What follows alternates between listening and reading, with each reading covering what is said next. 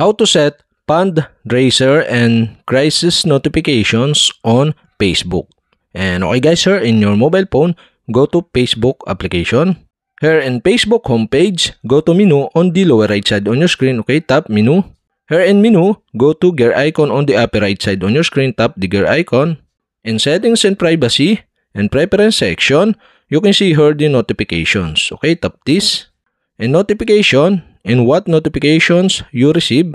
Okay, below of this, you can see here the fundraiser and crisis. And okay, you'll have to do is tap this to set. And now you can disallow or allow the fundraiser and crisis notification on your Facebook by switching on or off the switch button on the right side of this allow notification on Facebook. So for example, I turn off or disallow this, okay?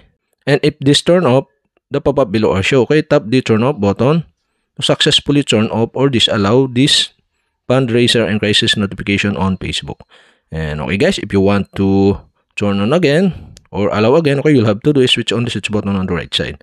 And also, you can set the where you receive this notification.